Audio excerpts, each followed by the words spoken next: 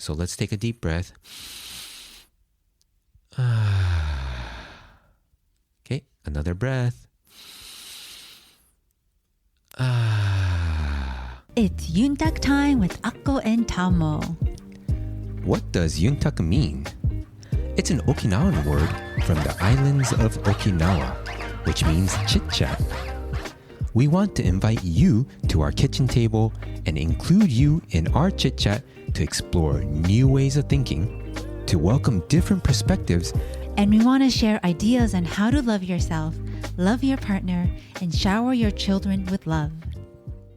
This is episode 22. And the topic of the day is how parents can help their children with emotional self-regulation. Before we get started, please take a quick moment to subscribe to our show. Akko, now take us into our recent happenings. Yeah, so recently we had lost our car key, and it's one of those smart key car keys, and we were a little stressed because, for one, we don't have a spare key. I don't even know where that one went.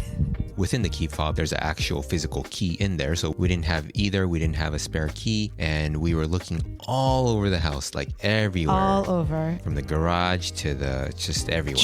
Trash. Yeah, we looked through the trash. Yeah. We had to take it out. Yeah, and I mean, it's funny how we found out because I was going to go to work, and then I was like, where's my key? And then I just had to have Tamo just drop me off. So we had to just strap in our daughter, and we were like, let's go. Yeah, it was pretty funny. And, we were like, okay, well, we just find it later. Mm-hmm. And then we've been looking for pretty much the whole day today too. Yeah. And because of that, I'm already primed to, like, when I see my pants or any pockets, I'm like, okay, I need to check all these pockets. And even after we found the keys, I was asking myself, okay, have I checked those pockets before? It was really interesting. But one thing that we want to share with you, and hopefully you can learn from our mistake. So if you don't have spare car keys, maybe it's time that you make one and keep it in a special place that you'd always remember. And especially for cars that need these key fobs to start, because it has a sensor, it does cost quite a bit. So yeah, it will be an investment, but it's probably better than having to go through the tow, taking it to a dealership, and for the dealership to charge your arm and a leg and your eye and your nose. Exactly. Not to mention the stress that comes with it. Yeah, exactly. Yeah. But all is good now. Yeah. And we also found out while we're trying to search for this that we wanted to invest in, what is that called again? Oh, yes. It's called Tile. And what it is another fob that goes onto your keychain. It's a square tile. It's called Tile. Mm-hmm. And it's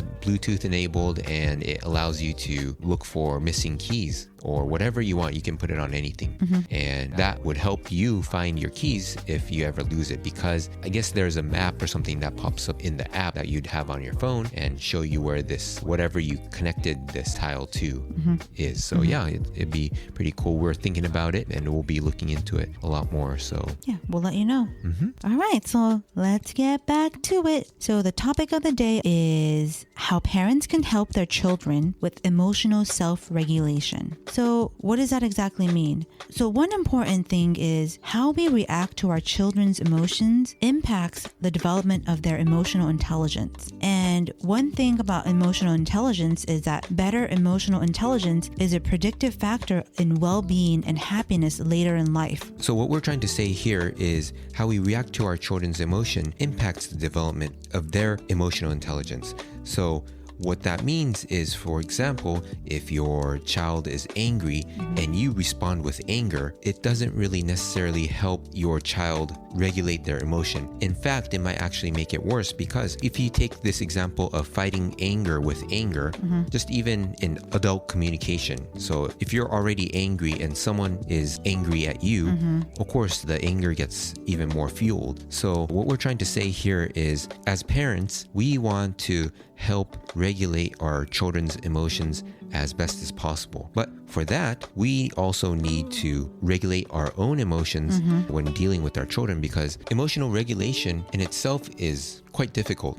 But when your child is screaming, yelling, or whatever the emotion is that they're going through, frustration, even fear and sadness, if they're going through that, and if we're not regulating our own emotion to what they're feeling, then they can get confused or actually increase what they're feeling and not not help your children process these emotions. So what Tom was saying is the way the parent reacts emotionally to the child's distress or whatever emotions they're going through can directly impact their emotions in a very either negative or even positive way, depending on how you react to it. So one important thing that we'd like to stress on is that parents have to be very aware of the emotion and the energy that we are carrying. We did a podcast where we talk about how we deal with stress, and it's called Unusual Ways of Dealing with Stress. So I encourage everyone to listen to that so that we as parents should be aware of the emotion and the energy that we're carrying at any moment. Right, because children are a lot more sensitive. Just like we say, thick skin, thin skin, children literally have thinner skin than adults. And it's the same for the hearts of children. They have thinner skin, and I would even venture on to say a lot more pure. And because of that purity, they don't have as many filters as us adults do. And so when they're going through outbursts, we need to teach them how to best regulate these emotions so that not only can they understand what they're going through, because they might be going through anger without knowing it. They're just yelling and screaming, but they don't know what it is. And so can you imagine that frustration? And just to sidetrack a little bit, we've taught our daughter sign language. And so they're able to listen and understand before they're able to say words. So we wanted to give our daughter more communication tools before physically the vocal cords were developed enough. And so by teaching her sign language, she was able to tell us she's hungry, she wants milk. Yeah, there's a lot we taught her, that she wants water, change, just the basic needs that she needs to know to communicate with us. And that alleviated a lot of stress between us. And of course, it doesn't make it all of a sudden magically zero stress, but it still gives her an outlet to express herself. If she's hungry, she can tell us she's hungry. If she wants milk, she can tell us she wants milk. So that type of teaching helps the child cope and also learn faster because they're able to communicate with the parents. Now, similar to that, by teaching your child emotional regulation, then they start to understand, hey, I'm going through anger. This is anger. This is anger, what anger feels like. So it's really also a positive thing that during everyday situations, you're teaching your child the emotion that they're going through. And if you're going through emotions, you can also explain that, oh, mama and dada are frustrated right now. And maybe just a little bit about the why. It doesn't have to be much, just because we want to just really name that emotion. If your child is going through that emotion, oh, it looks like you're angry right now. And so in order to teach emotional regulation, everyday situations are the perfect time to teach this. So you can always be teaching it. You don't have to sit them down just like a classroom to teach them emotional regulation. You can teach emotional regulation as things are happening, right? So if your son or daughter is angry, frustrated, you can name it by saying things like, oh, I know you're angry. And then as parents, maybe you can say, mama and dada are angry right now or frustrated right now. And you can share a little bit of the why. It doesn't have to be long, just a quick why, and then show them how to regulate the emotion. For us, we usually teach our daughter by breathing. We both breathe together. We go, okay, let's breathe in deep. We go, and then go, ah. The reason we actually add the ah is by doing that, when our daughter copies it, she has to say ah, and that allows her to exhale. That's why we teach her that way. So we go, ah. And of course, it's exaggerated. But in order to teach our daughter, we have to exaggerate what we're trying to do. And so we're always like, okay, it looks like you're angry. So let's take a deep breath. Okay, another breath. We'll do that around 5 times. And it helps us relax even more, and then share that relaxation with our daughter. So it's really interesting, isn't it? Yeah, absolutely. So to reiterate what Tomo mentioned, those breathing exercises really help us and our daughter, more so us. And what we want to point out is regulating your child's emotions can be helped by regulating your own emotions. So what does that mean? It really means, let's say the kids are going through a tantrum, and a lot of times people put them on timeout. And that might not be the healthiest way to deal with that. And it should really be not really a timeout for the children or the child, but really for a timeout for the parents, so that the parent themselves can regulate their system before they can act upon what the child is going through. Because if you're angered, like Tomo mentioned earlier, it's not going to make the child feel any better if they're also frustrated or angered. It's only teaching them, if they're angered, then the other person needs to be angered. And it's not the best way of teaching the child to deal with their emotions. So as a parent, you need to give yourself that time out so that you can regulate your system during that time. And so just a quick few seconds of you really dealing with your emotions just internally. What am I going through? Okay, do I need to take a deep breath? And like Tomo mentioned before, if you need to take a deep breath, take a deep breath. You just tell the child, Mama's really angered right now. It's like 5 out of 10 possibly. Mama's going to take a few deep breaths. Let's do it together. And that shows a child how you regulate your system, and you're just pretty much modeling what needs to happen in order for them to regulate their system. And I also want to add to the timeout. So timeouts can seem like a okay idea, especially just because we've been programmed culturally to do timeouts instead of maybe spanking the child or whatever it used to be. But the perspective that we want to take is the perspective of what the child is seeing. So if your child is exhibiting an emotion, let's say anger, and so the child is angered, maybe just frustrated because they're hungry, or maybe they didn't get what they wanted or whatnot. They're frustrated. And when they're going through that emotion, if they're given a timeout, what does that mean to the child? The child needing support from the parent goes, nope, it's timeout. So you go over there, or the parent's love is withheld during that time of timeout. So what that's teaching is, hey, when you're outburst, you don't get my love. And that's not what we want to teach our child, because we're humans and we're meant to feel emotions. And so what we want to have is a healthy process of emotions, right? So let's take another example. So grief. Let's say you lost a loved one, and if you decide to cover up that pain, that grief that you're going through, maybe by keeping yourself busy, or, working extra hard, or maybe it's having another extra few drinks a night just because you don't want to think about it. Maybe it's watching more TV. If that's the case, you're going to be keeping the process of that emotion of grief from happening. And what that means is it will stay in your system much longer and maybe leave an imprint subconsciously. Whereas if you decide to be very aware and conscious about the process of grief, being okay with being sad, being in pain, and just watching it happen and processing it, talking to other loved ones and sharing what you're going through, can accelerate the emotional process, how things happen, and you'll end up being a lot more healthier emotionally, mentally, and finally, even physically. And just like that, we want to teach our children to be able to name that emotion and then be able to watch and process that emotion so that they can stay healthy. And like we mentioned in the beginning, the better emotional intelligence that we have, it's a strong predictor of well-being and happiness in life. And that's a really big gift that we can give our children as they grow up. So let's dive deep as far as how we can regulate your child's emotion in a healthy way. So first of all, as we mentioned, you want to identify the emotions by naming it.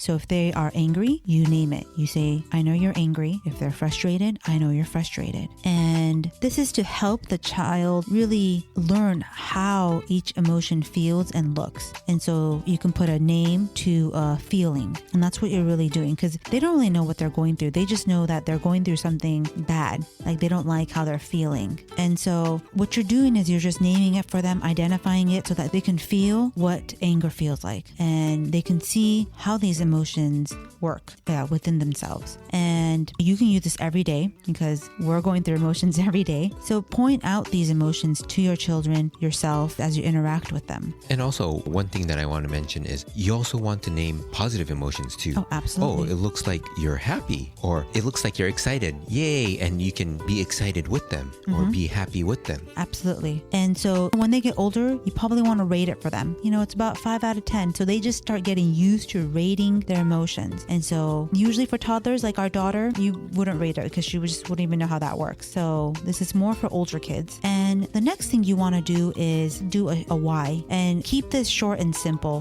The child doesn't really need to know a really elaborate explanation of why they're going through this, because most likely it's just going to go over their head. So you're just going to have to say, I know you're frustrated. Let's say the remote control was taken away from them. So I know you're frustrated because the remote control was taken away from you. I understand. Mama or dad is with you, and you pretty much show them that you're with them no matter what emotion they're going through. You don't want to really teach your child that the parents are only with them when they're happy or excited. Conditional, right? Conditional love, yeah. Yes, because I'll make it conditional, and you really want to show your child that you have unconditional love for them. And no matter what emotions they're going through, so whether they're angry, frustrated, you still love them. And that's one way of showing this unconditional love, and a way of having them understand what unconditional love is as well. And one thing that I also want to add is Akko does a fantastic job with our daughter, and she always closes it off with a I love you and nice hug. And this is for even when our daughter is, melting down and screaming and crying, she does that for her. And I'm learning that too. And more, that's becoming a norm, so that our daughter knows that we love her. It's not about the emotion, that whatever our daughter is going through, we still love her. And we're teaching her the emotion, and it's okay to feel those emotions. And the more she understands, the more she can start to self-regulate. Exactly.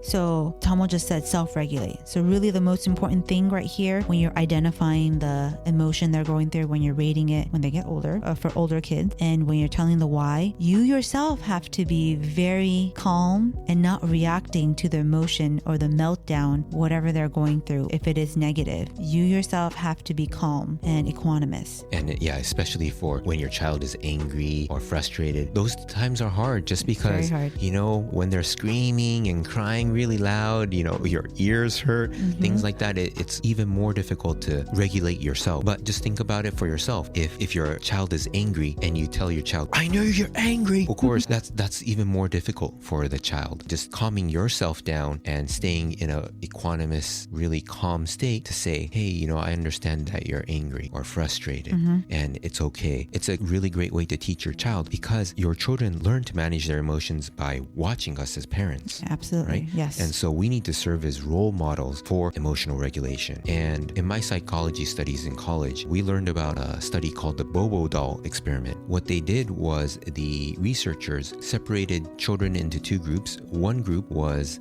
a group that saw the researchers verbally abuse and physically abuse a doll. And of course, the kids that saw that, they were physically and verbally abusive to this doll too. Whereas the other wasn't like that at all. So that shows you how much these things really affect children. So they're always watching the parents for cues and learning, because the main teachers for children are the parents. And because children are sponges, they're learning so much so quickly, and they're always watching us. We're their parents, and thus they're role models. And so we want to be the best role models we can be, so that our children can learn how to best process these emotions that come up. Exactly. And one other thing that we wanted to mention is that children are very sensitive and can feel our energy, perhaps better than ourselves or even our partner. And so what we mean by that is they are very keen on sensing whatever emotion or energy we're carrying. So let's say I'm a little frazzled today. Because of that, because your child is feeling that energy of the anxiousness or that agitation, they themselves will be agitated or anxious themselves, or they will show it in their own way, but